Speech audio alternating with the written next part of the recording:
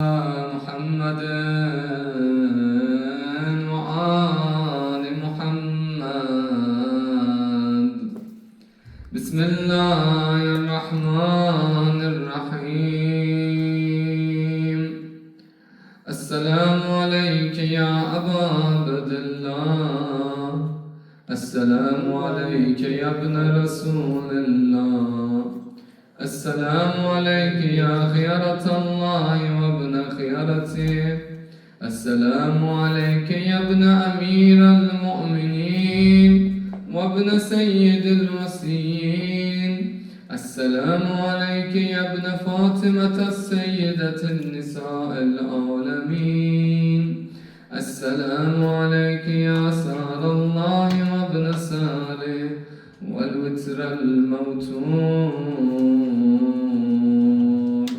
السلام عليك وعلى الأرواح التي حلت بفنائك، عليكم مني جميعا سلام الله أبدا ما بقيت وبقي الليل والنهار. يا أبا عبد الله، يا أبا عبد الله، يا أبا عبد الله، لقد عظمت الرزية وجلت وعظمت المصيبة بك علينا وعلى جميع أهل الإسلام، وجلت وعظمت مصيبتك في السماوات على جميع أهل السماوات، فلعن الله أمة أسست أساس الظلم والجور عليكم أهل البيت، ولعن الله أمة دفعتكم عن مقامكم وأزالتكم عن مراتبكم التي رتبكم الله فيها، ولعن الله أمة قتلتكم، ولعن الله الموحدين لهم بالتمكين من قتالكم. بريت إلى الله وإليكم منهم ومن أشيائهم وأتباعهم وأوليائهم. يا أبا عبد الله، يا أبا عبد الله، يا أبا عبد الله، إني سلم لمن السلام عليكم وحرب لمن حاربكم إلى يوم القيامة.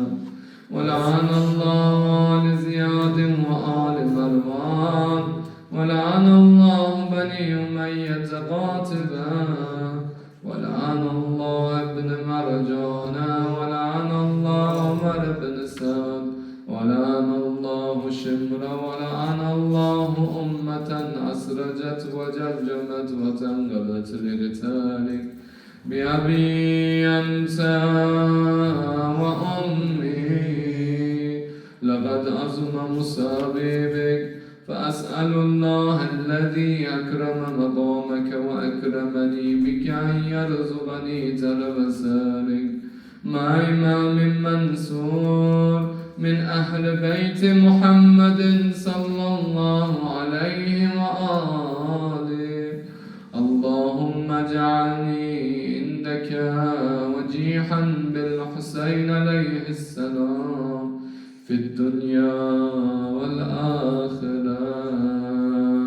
يا أبا عبد الله، يا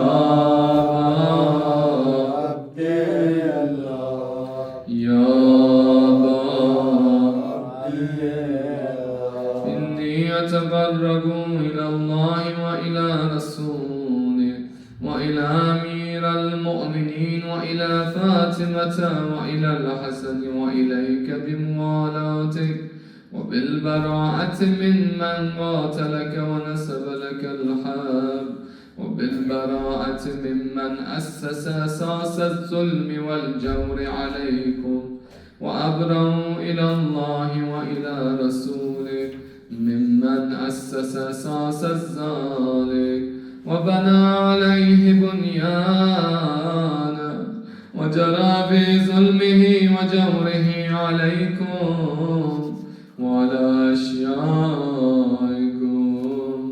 بريت إلى الله وإليكم منهم، وتقربوا إلى الله ثم إليكم بموالاتكم وموالاة وليكم، وبالبراءة من أعدائكم والناصبين لكم الحق، وبالبراءة من أشيائهم وأتباعهم. إني سلم لمن صالبكم، وحرب لمن حاربكم، وولي لمن والاكم، وعدو لمن عاداكم. فأسأل الله الذي أكرمني بمعرفتكم ومعرفة أوليائكم ورزقني البراءة من أعدائكم أن يجعلني معكم في الدنيا والآخرة، وأن يثبت لي عندكم قدم صدق في الدنيا والآخرة، وأسأله أن يبلغني المقام المحمود لكم عند الله، وأن يرزقني تل بصاره مع إمام هدى ظاهر ناطق بالحق منكم. وأسأل الله بحقكم وبشأن الذي لكم عنده أن يؤتيني بمصابي بكم أفضل ما يؤتي مصابا بمصيبتي، مصيبة ما أعظمها وأعظم رزيتها في الإسلام وفي جميع السماوات والأرض. اللهم اجعلني في مقام هذا ممن تناله منه صلوات ورحمة ومغفرة. اللهم اجعل محياي محيا محمد وآل محمد، ومماتي ممات محمد وآل محمد. اللهم إن هذا يوم تبركت به بنو أمية وابن آكلة الأكباد، اللئيم ابن اللئيم على لسانك ولسان نبيك صلى الله عليه وآله في كل موطن وموقف وقف فيه نبيك صلى الله عليه وآله. اللهم لعن أبا سفيان ومعاوية ويزيد بن معاوية، عليهم منك اللعنة عبد العابدين. وهذا يوم فرحت به آل زياد وآل مروان بقتلهم الحسين صلوات الله عليه. اللهم فبعث عليهم اللعن منك والعذاب العليم. اللهم إني أتقرب إليك في هذا اليوم وفي موقفي هذا وأيام حياتي بالبراءة منهم واللعنة عليهم وبالموالاة لنبيك وآل نبيك عليه وعليهم السلام. اللهم لعن أول ظالم ظلم حق محمد وآل محمد وآخر تابع له على ذلك. اللهم لعن إصابة التي جاحدت الحسين عليه السلام وشايعت وبايعت وتابعت على قتله. اللهم لعنهم جميعا. السلام عليك يا أبا عبد الله وعلى الأرواح التي هلت بفنائك. عليك مني سلام الله أبدا بقيت وبقي الليل والنهار ولا جعله الله آخر العهد مني لزيارتكم. السلام على الحسين وعلى علي بن الحسين وعلى أولاد الحسين وعلى أصحاب الحسين. اللهم خص أنت أول ظالم بالله مني وابدأ به أول ثم الثاني والثالث والرابع. اللهم لعن يزيد خامسا ولعن عبيد الله بن زياد وابن مرجان وعمر بن سالم وشمرا وآل أبي سفيان وآل زياد وآل مروان إلى يوم القيامة. سجدة الرحيم.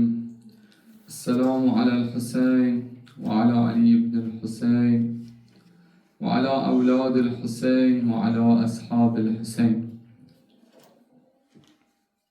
Kerbela hadisesine baktığımızda Seyyid-i Şuhada gençlere çok önem vermekteydi. Kerbela sahnesinde gençler çok büyük bir rola sahiptiler.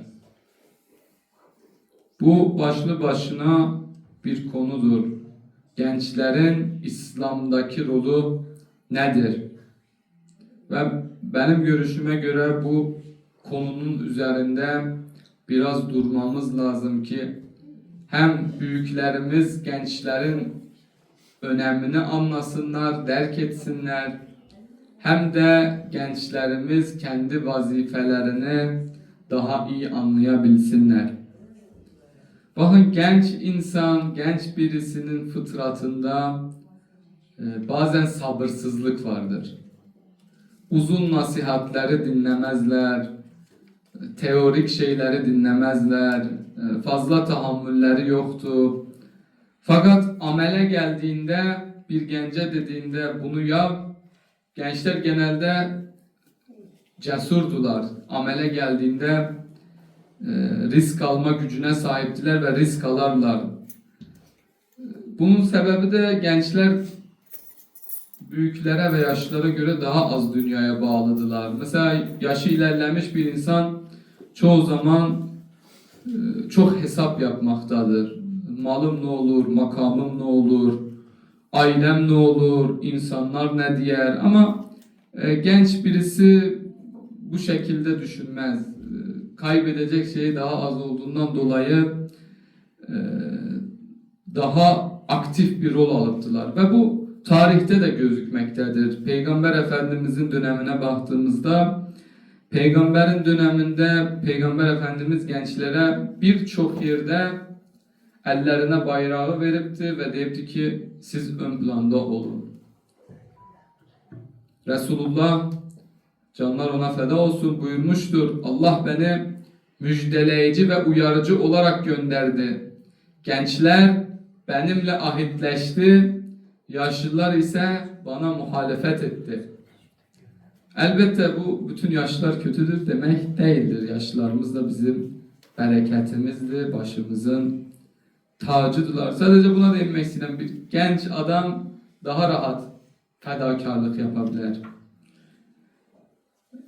Birkaç tane örnek veririm. Peygamber Efendimiz Emir el-Mu'minin İmam Ali aleyhisselama henüz 10 yaşındayken kendisini vasisi olarak tayin etti. Hepiniz o hikayeni bilirsiniz de peygamber ilk peygamberliğini açıklayacaktı. Akrabalarını topladı, yakın çevresini topladı. İmam Ali aleyhisselama destur verdi. Dedi, Emir el-Mu'minin, ya Ali sen git, yemek pişir, bunlar gelecek, ben onlara önemli bir mesaj açıklayacağım. İlk gün Emir el-Mu'minin yemeği yaptı, onlar geldiler, ihsanı yediler ama peygambere mecel vermediler. Peygamber istediğini anlatamadı. Peygamber ikinci günde emir-i müminine emredir. Deyir ki, eksan yemeği hazırla. Tekrar ben diyeceğimi arz etmem lazım onlara. İkinci günde Peygamber Efendimiz açıklamasını yapır. Deyir ki, ben Allah'ın Resulüyüm, sizi tevhid dinine davet edirəm, putlara tapmayı bırakın, bana iman getirin. Ve ekleyir, kim bana burada iman getirerse, benden sonra benim halifemdir, vasimdir, benden sonra ümmetin başıdır. Orada 10 yaşındaki İmam Ali aleyhisselam cesaret etti, ayağa kalktı, dedi, ey Muhammed, ya Resulallah, ben senin dinini kabul edirəm.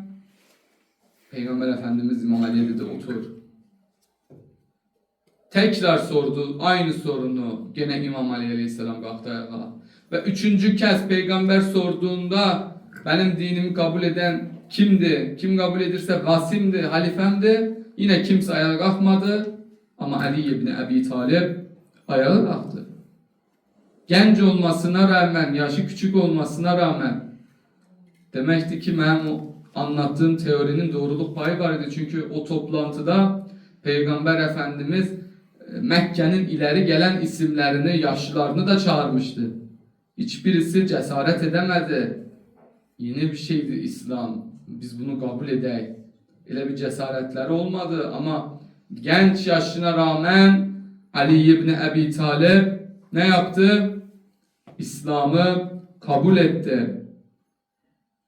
Bir başka olay, Resulullah İslam'ın ilk yıllarında baskı altındaydı, işkence altındaydı. Bazı Müslümanları nereye gönderdiler? Habeşistan'a. Onların başına kimi koymuştu? Cafer bin Abi Talib'i. Cafer o sırada kaç yaşındaydı? 24 yaşında. Mekke fethedildiğinde Resulullah 20 yaşında bir genci Attab bin Useyd'i Mekke'ye yönetici olarak atanmıştı. O da bu güzel görevi başarıyla yerine getirdi. Resulullah Medine'de Bizans'a karşı bir ordu hazırladığında o büyük ordunun başına 18 veya 19 yaşında olan Usame'ni getirmişti. Usame bin Zeyd'i komutan olarak tayin etmişti.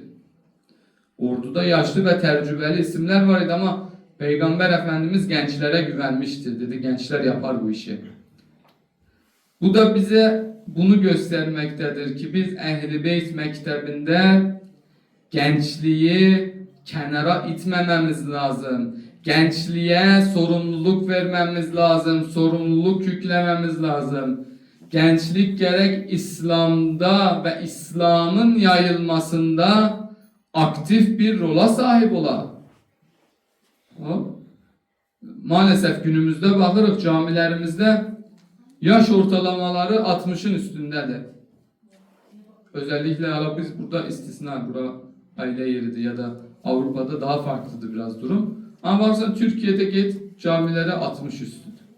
Niye? Çünkü gence vermirlər, cami yönetimini vermirlər, camide bir iş vermirlər, genç gelir camiye genci azarlayırlar. Bu olur yani. Ben bile bundan 3-4 sene önce Iğdır'da bir camiye gitmiştim. Orada bir yaşlı amca ben namaz kılarken beni azarladı. Yani bunun göstergesidir ki gençlere hiçbir sorumluluk ve tahammül bazen tanınmamaktadır. Halbuki Peygamberin öğretisine baktığımızda eğer gence bir görev verildiğinde genç onu kalbiyle sahiplenir, yorulmadan çalışır, cesaretlidir genç. Ben burada da bazen gençlere verilen mikrofonu deyirəm, okuyun bir şeyler, Kur'an okuyun. Bakıram heyecanlıdırlar, yapabilirler. Onun için önemlidir bu gençlere bu değeri vermemiz lazım. Bakın bir gün Peygamberimizin yanına bir tane genç geldi. Biraz sivri dilli bir genciydi. Deyir, ey Allah'ın Resulü, bana izin ver ki zina yapın. Aynı bu şekilde deyir. Orada da ahsekkeller oturuptu, ashab, sahabe, büyük insanlar dediler, Sen ne deyirsən? Aynı bu tabirle. Hatta deyirlər ki, sen biz bunu qalaq bir haddini bildirək. Ha? Peygamber orada dedi, oturun, ben buradayım. Ben onun cevabını vereceğim. Sonra genci çağırdı. O gence bu şekilde nasihatta bulundu. Dedi, sen annen var mı? Genç dedi, evet var. Peygamber buyurdu, biri sen annenle böyle bir günah işleseydi buna razı olur muydu? Öğüt verirdi, nasihat verirdi. Gencin kalbini kırmırdı. Genç dedi, hayır benim hoşuma gitmez. Dedi, peki senin kız kardeşin var mı? Dedi, evet. Dedi, peki senin kız kardeşine bunu yapsalar hoşuna gider mi? Dedi, hayır. Evlensen ve Allah sana bir kız verse, birisi senin kızınla bunu yapmasını ister misin? Adam dedi, hayır. Birisi teyzenle bunu yapmasını ister misin? Dedi, hayır. Peygamber Efendimiz ona ayar çekir orada. Daha sonra dedi, sen nasıl kendi yakınların için bunu istemiyorsansa, başkaları da kendi anneleri, kızları, kız kardeşleri, halaları ve teyzeleri için bunu istemez. Genç sustu. Resulullah elini koydu gencin kalbinin üstüne ve dua etti. Allah'ım onun günahlarını bağışla, kalbine iffet ve haya ver, onu bütün kirliliklerden kurtar, kalbini sakinleştir. Genç de kalktı orada, Peygamber Efendimiz'den özür diledi. Peygamber Efendimiz de onu öptü. Ardından o genç oradan ayrıldı. Toplumda bakın idare edirdi genci Peygamber Efendimiz. Valla genç geldi namazda çok bağırdı, biz genci camiden kovduk. Genç geldi yırtık pantolonla camiye. Onu azarladı. O genç bir daha camiye gelmedi. Özellikle Avrupa'da, ben demirəm yırtık pantolon giymek iyi bir şeydi. Bunu tasdiklemirəm. Aksine kötü bir şeydi. Batıya özentidir. Batılılara özenmememiz lazım. Müslümanın elbisesi iffetli olması lazım. Geniş olması lazım. Sade olması lazım. Ama bakırsan bir tane genç öyle giyinipti, gelipti camiye. Onu azarlayak geçsin, din yolundan ayrılsın. Peygamber bunu böyle mi yaptı? Yok. Bir salavat buyurun. Allahümme salli ala Muhammed ve ali Muhammed. İşte bugün toplumun en büyük problemlerinden de biri budur ki bazen yaşlanmış, yorulmuş ve enerjisi kalmamış yöneticilerin yerine genç ve mümin, bilgili ve çalışkan insanların geçmemesi. Halbuki bir makam eğer din içindise ya da Allah içindise gerek o makamda bazen gençlere de yer açabilir. Eğer bir insan bir görevi üstlenir de örnek verirəm, mən indi buranın hocasıyam, mən bu görevi üstlenmişəm. Ama bakıram ki məndən daha ehli birisi var, məndən daha bu işi iyi yapan birisi var. Bazen de öyle olduğunda gerek mən bir adım kenara atabiləm ki diyeyim, hə bu adam məndən daha etkilidir, bu adam məndən daha faydalıdır. O gelsin benim yerime. Bu çok önemlidir. Yani bazen yerimizi ehlisine bırakabilmemiz lazım. Bunlar toplumda sıkça görülmüş sıkıntılardandır. Ebu Bekir İslam ümmetinin başına geçtiğinde ne dediler? Dediler bu herkesten yaşlıdır. Halbuki Ebu Bekir'in babası da yaşlıydı. Keşke onun babasını ileseydiler. Ama yaşlıydı diye mesela gettiler İslam'a halife eledi. Ali hele gençti. Bakın bu tehlikeleri anlamamız için bazen bu şekilde hemen anlatıram, arz edirəm. Ama gidək Kərbəlaya. Kərbəlada gençler İmam Hüseyin Aleyhisselam'ın etrafında toplanmıştılar. İmam Hüseyin Medine'den hareket ettiğinde Beni Haşim'in gençleri onun etrafını sardı. 17-18 kişi var idi. Örnek veriyorum Hazreti Ali Ekber 28 yaşlardaydı. Hazreti Abbas yine genç idi. Onun kardeşleri Akil'in evlatları, Müslim'in evlatları, Cafer-i Teyyar'ın evlatları, Abdullah bin Cafer'in evlatları, İmam Hasan aleyhisselamın evlatları, bunlar hepsi genç idiler. Genç bir kadroyla İmam Hüseyin aleyhisselam melun Yezid'e karşı savaşmaya yola çıkmıştı. Bazıları İmam Hüseyin aleyhisselamı engellemeye çalıştılar. Dediler, nereye gidersen yol tehlikelidir. Eğer gideceksense kendin git, kadınları, çocukları niye götürürsen? Hatta birisi geldi Hazreti Ebelfazıl Abbas'a, İmam Hüseyin aleyhisselama nasihat etmeye çalıştı. Oysa imam hareket edirse imamın bir bildiği vardır. İmam Allah'ın hükmüyle hareket etmektedir. Değil ki kendi kişisel menfaatlarıyla. Gençler ama burada ne yaptılar? İmamın yanında durdular. Hazreti Ali Ekber peygambere en çok benzeyen idi. Şiirlerde de geçir, şebh peygamber derler. Peygambere eşbeh idi, benzeyen idi. Ne manada benzirdi peygambere? Görsel anlamda. Deyirlər boyu peygamberin boyu gibiydi. Teninin rengi peygamberin rengi gibiydi. Gözü, qaşları peygambere benzer idi. Ve her kim Ali Ekber'e baktığında aklına peygamber gelirdi. Peygamber gelirdi.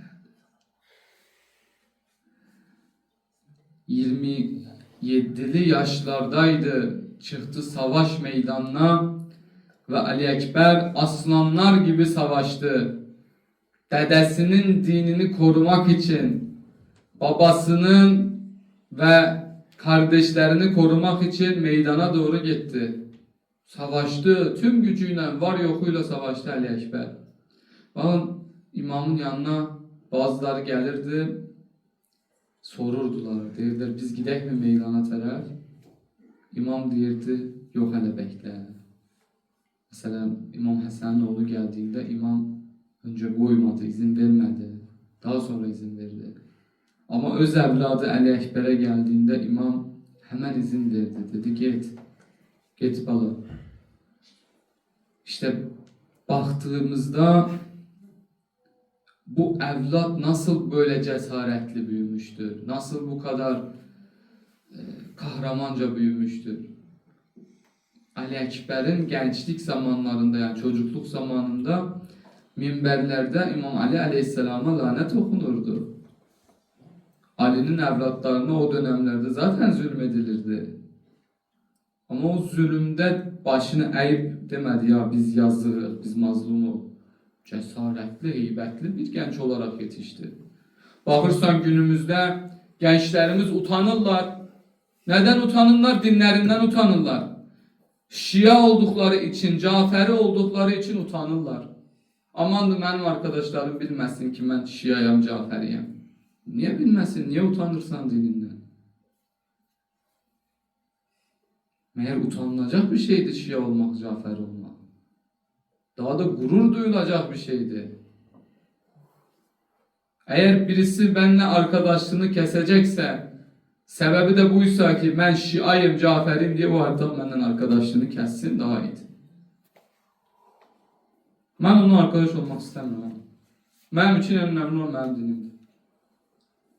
Benim dinimi beğenmeyen, beni beğenirse ne faydası var? Ben kendim deyirəm, ben canım İmam Hüseyin'e feda olsun, gelirəm sinə vururam, İmam Hüseyin'e göz yaşı tökürəm, ne için?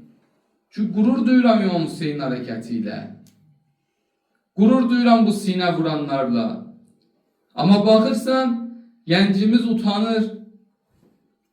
Hadi camide neyse, mesela Iğdır gibi topluluklarda neyse, ama Belçika gibi toplumlarda, okullarda, yani mesela dışarıda, iş hayatında, yani bizim Şia olduğumuzu bilseler ne olacak, bilmeseler ne olacak?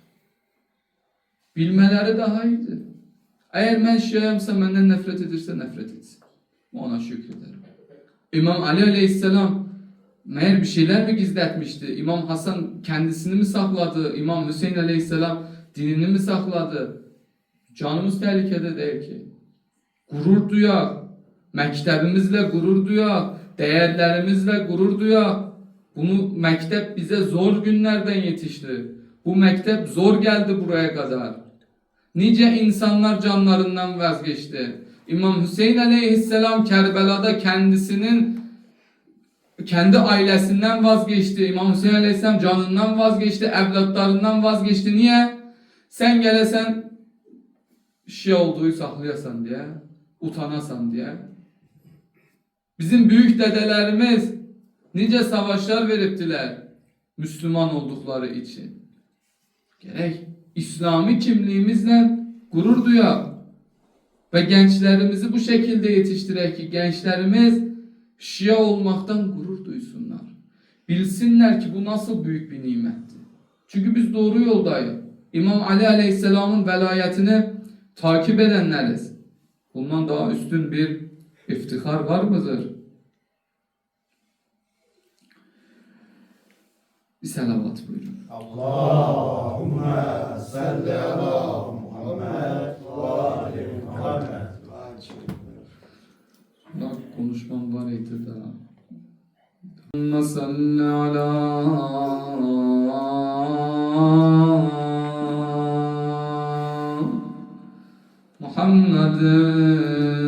Muhammedin ve ali Muhammed. Selavat buyurun. Allahümme salli ala Muhammed ve ali Muhammed. Esselamu aleyke ya Ebu Abdillah.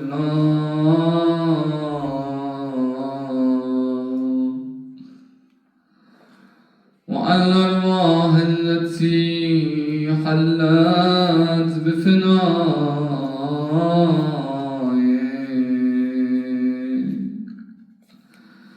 عليك مني سلام الله أبدا ما بقيت وبقي الليل والنهار ولا جعله الله آخر العهد مني لزيارتكم. السلام على الحسين وعلى علي بن الحسين وعلى أولاد الحسين وعلى أصحاب الحسين. 8. gecede gidek Ali Ekber'in kapısına. Geldi meydana oğlu Ali,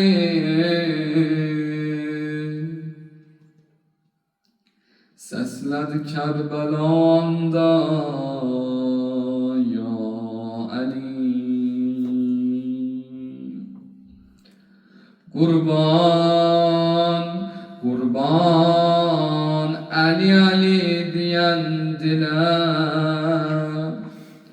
kurban o Haşimi heybetine,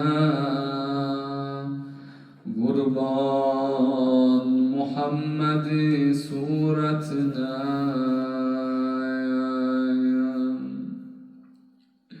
İmam Hüseyin aleyhisselamın vefalı ashabının mukaddes naaşları paramparça olmuş halde toprağın üstünde yatmaktaydı. İmam Hüseyin aleyhisselamın onun evlatlarının bedenlerini tike tike doğramıştılar. Şimdi Ehl-i Beyt'ten başka kimse kalmamıştı. İmam Hüseyin aleyhisselamın cemal ve ahlak olarak herkesten güzel olan oğlu Ali, İmamın huzuruna vardı, savaşmak için izin istedi.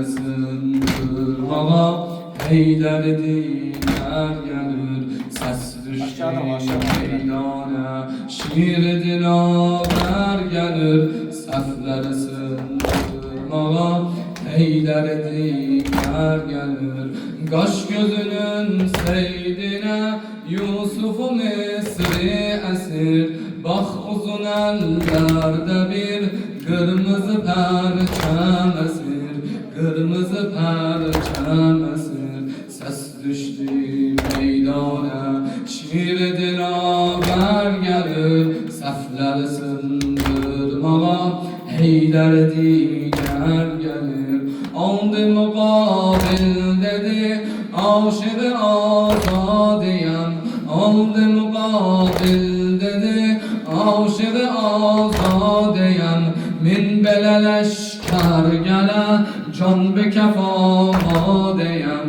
Can bəkəfamadiyəm Səs düşdü meydana Şir dilavər gəlir Səhvləri sındırmağa Heydər digər gəlir Səs düşdü meydana Şir dilavər gəlir Səhvləri sındırmağa Heydər digər gəlir Zillətə baş əymərəm Andola eşqadına Zillətə baş əymərəm Andola eşqadına Nokərəm mən də özüm Fatimə əvladına Fatimə əvladına Səs düşdü meydana Şir dilavər gəlir Səhvləri sındırmağa Heydər digər gəlir Səs düşdü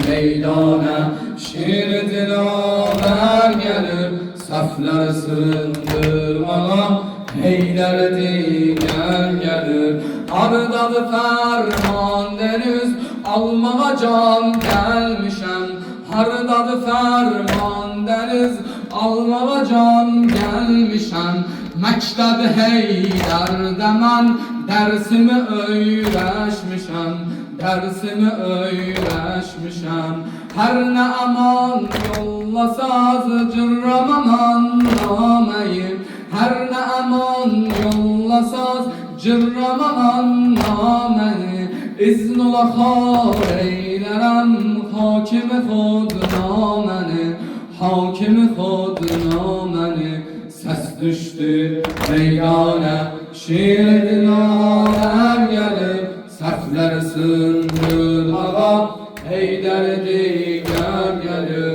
Səs düşdü meydana Şir dilavər gəlir Səhvləri sındırmağa Heydər digər gəlir Şah-ı vəfa əbəl-fəz Şah-ı vəfa əbəl-fəz Əbəl-fəz Aşk nədir bilməm Gərək ki öyrənəm Aşk nədir bilməm Gərək ki öyrənəm Öyrətsin mənə Aşkına qol verə Aşkına qol verə Şah-ı vəfa əbəl-fəz Şah-ı vəfa əbəl-fəz Şah-ı vəfa əbəl-fəz Əbəl-fəz Əbəl-fəz Əbəl-fəz Əbəl-fəz Əbəl-fəz Kim bu pəhlivan Aləm-u heyran Kim bu pəhlivan Aləm-u heyran Zəhra eşqinə Hüseynə verən can Hüseynə verən can Şah-ı vəfa əbəl-fəz Şah-ı vəfa əbəl-fəz Şah-ı vəfa əbəl-fəz Əbəl-fəz Əbəl-fəz Əbəl-fəz Əbəl-fəz Əbəl-fəz Soyu Heydəri Vəfanın zirvəsi Soyu Heydəri Vəfanın zirvəsi İsmi Əbəl-fəz Hüseynin nökəri Hüseyin nökəri Aşk meydanında Safları yaranda Aşkı meydanında, safları yaranda, babası eyler sanki Kerbela'da, sanki Kerbela'da. Cafer teyyar, Heydar kerrar, Cafer teyyar, Heydar kerrar, Hamza şebihi, Abbas alemdar, Abbas alemdar. Şah-ı Vefa Ebelfez, Şah-ı Vefa Ebelfez, Şah-ı Vefa Ebelfez, Ebelfez, Ebelfez,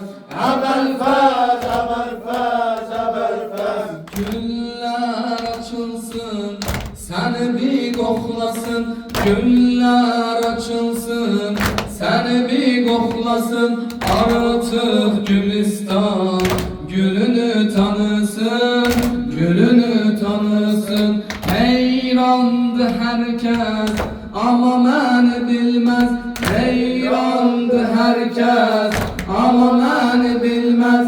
Divane oldum eşkine Ebelfez, eşkine Ebelfez. Şah-ı Vefa Ebelfez, Şah-ı Vefa Ebelfez, Şah-ı Vefa Ebelfez, Ebelfez, Ebelfez, Ebelfez, Ebelfez, Ebelfez. Şah-ı Vefa Ebelfez, Şah-ı Vefa Ebelfez, Şah-ı Vefa Ebelfez, Ebelfez, Ebelfez, Ebelfez, Ebelfez, Ebelfez. Lebbeyk ya Hüseyin. Boştu askerim, gözyaşım coştu askerim. Kucağında Hüseyin'imin yat yerin hoştu askerim, yat yerin hoştu askerim. Kundağımdan ile doldu askerim, gül gibi soldu. Süteme susuz balamla boş beşik nişane kaldı, boş beşik nişane kaldı.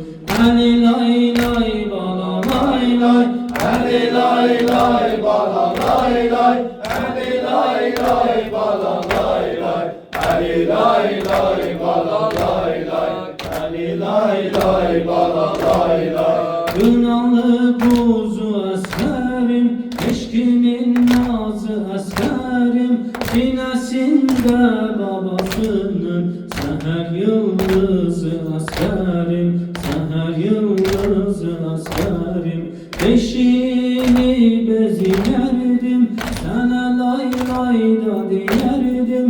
Uçuk ettin ellerimden, ama kurban ben ölerdim, ama kurban ben ölerdim. Ali lay lay baba lay lay, Ali lay lay bala lay lay, Ali lay lay bala lay lay, Ali lay lay bala lay lay. Zeynep'em ben yaralıyam, hiç bilmirem haramıyam. Medine'den ayrı düştüm, her zaman Kerbelalıyam, her zaman Kerbelalıyam. Ali asker balasına, yüreğinde yarasına, kurban olsun bu canımız Zeynep'in Kerbelasına, Zeynep'in Kerbelasına. Ali lay lay bala Lay lay, Ali lay lay bala lay lay, Ali lay lay bala lay lay, Ali lay lay bala lay lay, Ali lay lay bala lay lay. lay lay lay lay Rugeyyem, lay lay Rugeyyem, lay lay Rugeyyem.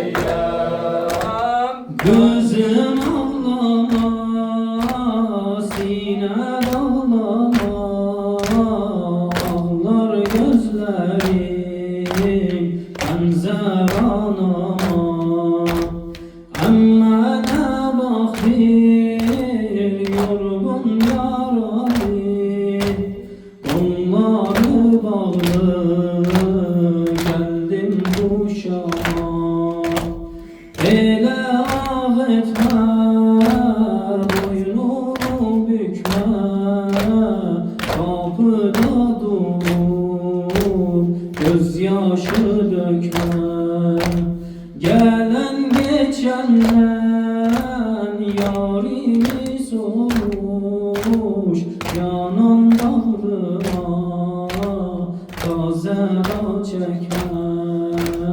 Lay lay Rugeyye, Lay lay Rugeyye, lay lay Rugeyye, lay lay Rugeyye. mehriban balam, verme can balam, gelmeni koyma, perişan balam. Virane Şam'da yoktu Hüseyin, yorgun dolu boynuna salam. Nazlı çiçeğim, gülden göçeğim, yat sinem üstte, ben lay lay derim. Bu harabede, o kulu yerde, yatma toprağa, yanar yüreğim. Başımda gare, salmışım gare, ben nece dözüm seni mezare. Aymeler kuzum, aydarın duzum, bakışın okşar, onsuzsuz yâre. Lay lay Rugeyye, lay lay Rugeyye, lay lay Rugeyye, lay lay Rugeyye. garip ağam, yahu sen garip ağam, yahu sen garip ağam, Yahu sen garip adam. Yürekte sözün vardır, Zehra anam kadar. Bunlar üstte yatanlar, yanıma gelsin bari. yahu sen garip ağam, Yahu sen garip adam. Yahu sen garip adam. Yahu sen garip adam. Gel sen de yer yanıma, bir kap su getir ana. Eskerim çoksun suyu, görsen Recep duruyor. Koca boy elimdarım, elim olup kollarım. Susuz buluşlarım, yolun göster kızlarım. yahu Sen garip adam. Yahu sen garip adam. Yahu sen garip adam. Yahu sen garip adam. Ne esker ne ekberim, ne vakılık tutmasın.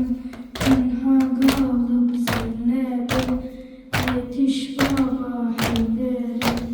Bana görsen bu babanı, görsen Hüseyin babanı. Alsan bu kollarına, desen Leyla koluna. Yahu sen garip adam. Yahu sen garip adam. Yahu sen garip adam. Yahu sen garip adam. Başın sağ olsun, meydan-ı Kerbela'da. Yaran başın sağ olsun, meydan-ı Kerbela'da. Allah bugün Hüseyin'e, Allah bugün Hüseyin'e. Arzu et bu taziyeyi, arzu et bu taziyeyi. Fatıma-tı Zehra'ya, canlar feda Hüseyin'e, canlar feda Hüseyin'e. Yaran başın sağ olsun, Meydan-ı Kerbela'da. Yaran Yaran başın sağ olsun Meydan-ı Kerbela'da öldürdüler Hüseyin'i Eşcan-ı Kerbela'da öldürdüler Hüseyin'i Eşcan-ı Kerbela'da Ayrıldı kardeşinden yanar belalı Zeynep. Ayrıldı kardeşinden yanar belalı Zeynep. Dünya perişan oldu vefalı Zeynep. Dünya perişan oldu vefalı Zeynep. Yaran başın sağ olsun, yaran başın sağ olsun. Meydan-ı Kerbela'da, meydan-ı Kerbela'da öldürdüler Hüseyin'i. Eşcan-ı Kerbela'da öldürdüler Hüseyin'i. Eşcan-ı Kerbela'da ayrıldı kardeşinden yanar belalı Zeynep. Ayrıldı kardeşinden yanar belalı Zeynep. Dünya perişan oldu vefalı Zeynep. Dünya perişan oldu vefalı Zeynep. Bilmem ağam Hüseyin'in fikri neydi azizem. Bilmem ağam Hüseyin'in fikri neydi azizem. Yoksa bugün kesildi kurban-ı Kerbela'da. Yoksa bugün kesildi kurban-ı Kerbela'da. Yaram başın sağ olsun Meydan-ı Kerbela'da. Yaram başın sağ olsun Meydan-ı Kerbela'da öldürdüler Hüseyin'i. Eşcan-ı Kerbela'da öldürdüler Hüseyin'i. Eşcan-ı Kerbela'da Leyla yetim orada kaldı yetim sakine. Leyla yetim orada kaldı yetim sakine. Caddi diye dolandı meydan-ı Kerbela'da. Caddi diye dolandı meydan-ı Kerbela'da. Yaran başın sağ olsun meydan-ı Kerbela'da. Yaran başın sağ olsun meydan-ı Kerbela'da öldürdüler Hüseyin'i. Eşcan-ı Kerbela'da öldürdüler Hüseyin'i. Eşcan-ı Kerbela'da Lebbeyke ya Hüseyin dua eyle babam gele, babam gele, babam gele enden.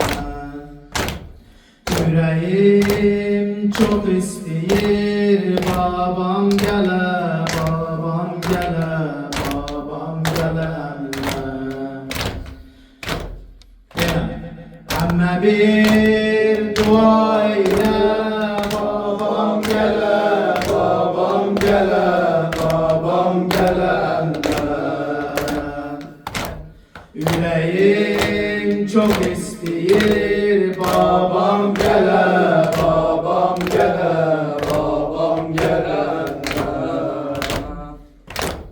Bu harabe köşesinde kalmışam, yorulmuşam, yorulmuşam emme. Ekberim gelse eğer ağlar kızım, ağlar kızım, ağlar kızım emme. Diyerem dodağını fare sözü, fare sözü, fare sözü ablam. Diyerem zikri melun, neynit mana, neynit mana, neynit Böyle bir darbe vurup seni bana, seni bana, seni bana kardeş. Diyerem zikrime on, beynip bana, beynip bana, beynip bana kardeş. Ama bir dua eyle, babam gele, babam gele, babam gele. Yüreğim çok ister, babam gele, babam gele, babam gele. Eseri o darbede yandı hüzüm, yandı hüzüm, yandı hüzüm ağa. Gel babam diyem sana, çoktu sözüm, çoktu sözüm, çoktu sözüm ağa. 3 yaşında bir kızam, yorulmuşam, yorulmuşam, yorulmuşam ağa. Bu küçük sinem ile döyülmüşem, döyülmüşem, döyülmüşem Allah. Ama bir dua eyle, babam gele, babam gele, babam gele. Yüreğim çok ister, babam gele, babam gele, babam gele. Ama bir sen seslesen, babam gele, babam gele, babam gele. Babam seni çok istiyor, sen seslesen, döner gelir, döner gelir. Ama sen küsmemene, gelse babam gerek gedem, gerek gedemem ben. Bu Şam'ın harabesi mezar olar, mezar olar, mezar olaram ben. Sen beni helal eyle, çünkü ben seni çok üzmüşem, çok üzmüşem ben. Bu Şam'ın harabesi mezar olar, mezar olar, mezar olaram ben. Ama bir dua eyle, babam gele, babam gele, babam gele. Yüreğim çok istiyor, babam gele, babam gele, babam gele. Ama can geldi babam bir aneye, bir aneye, bir aneye amma. Bir kesin başlı gelir bir aneye, bir aneye, bir aneye amma. Bu kesin baş dudağı yare gelip, yare gelip, yare gelip emme. Ben başın okşadıkça cane gelip, cane gelip, cane gelip emme. Emme bir dua eyle, babam gele, babam gele, babam gele. Yüreğim çok istiyor, babam gele, babam gele, babam gele. Nuri, lay lay gözümün nuri, Merve muhanim lay lay, Merve muhanim lay lay. Ay gamçılar altında, ay gamçılar altında, dilden düşerim lay lay, dilden düşerim lay lay. Derdimin dermanı lay lay kul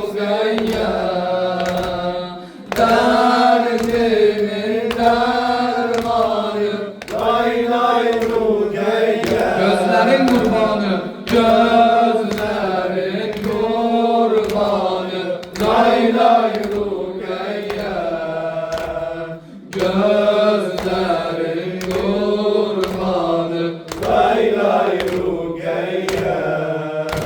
sen bil babanın canı, sen bil babanın canı, ben bir kesi ağlatma, ben bir kesi ağlatma.